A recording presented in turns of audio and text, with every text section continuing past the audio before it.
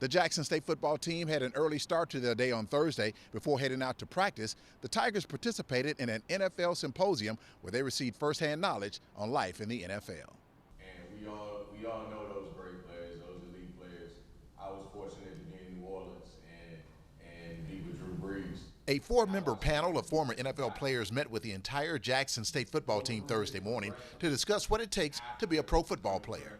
With my last year playing, I had to see masseuse, chiropractor, and get acupuncture every week to play. The panel consisted of former Cowboys defensive end Stephen Bowen, offensive lineman Antoine McLean, and Phil Bogle of the Ravens and Chargers respectively, along with former Saints safety Usama Young.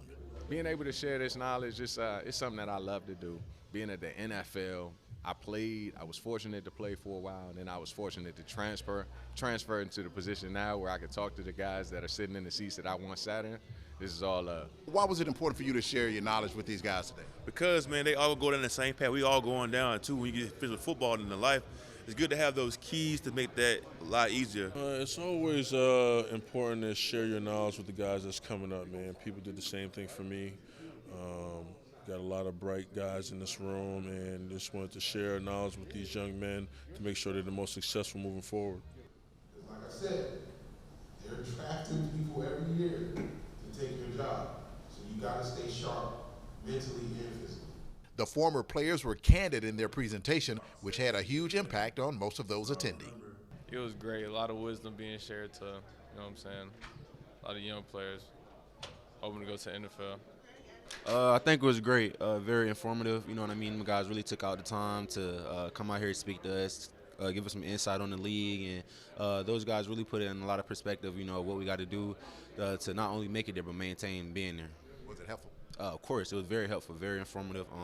I took a lot of gems, took a lot of notes that I'm going to take back with me, so I appreciate the guys for coming out, and I appreciate this whole atmosphere right now. It's very electric. You know, it was good to, you know, always get some words of encouragement, some good advice from some guys that's, you know, going to a place I'm trying to go. So, you know, just trying to soak it all up in and, you know, make the best out of this lovely, you know, opportunity here in ATL. What is your day-to-day? What do you need to do educationally outside of it? The symposium is one of several events put in place by officials of the Cricket Wireless Celebration Bowl, which will be played in the Mercedes-Benz Stadium, where officials are busy putting the final touches to the field in preparation for Saturday's championship. Who draws the letters? We have stencils that we bring out. It's like a big plastic sheet that stretches from end zone to end zone each side, and then we dot it out first. It's a stencil that has like these holes that you see here, and so we dot it out, which is the paint machine, and then we come back in and use the boards and straighten it up and paint the rest of it. So you have to measure it to make sure it's all even? Yeah. Some of them, there's like different stencils. Like this one, the letters are skinnier than the South Carolina State one. So we had to measure 15 feet from the bottom of the goal line, and then from the top, we had to measure it and make sure it's straight and just line it up. What's the most difficult one you had to do? Or is there one? Here so far, this one's a little bit difficult just because of like how skinny the letters are, because most of our letters are thicker. Like they reach further from the top to bottom. Like the South Carolina State one's pretty easy just because it's straight block letters. But this one's got a little bit of curves in it and stuff. So I guess this one's kind of like the most difficult lettering I've done. But is that right? Yeah. Like whenever you get the O's and like the curves and stuff, it's a little bit harder. Just because when you're holding the board, you're gonna have to stretch it out and twist and turn. But it's a lot easier when you do like the block letter, like the N or something like that. But other than that, yeah. And keep in mind, the JSU 5-Day Giving Challenge continues until Sunday.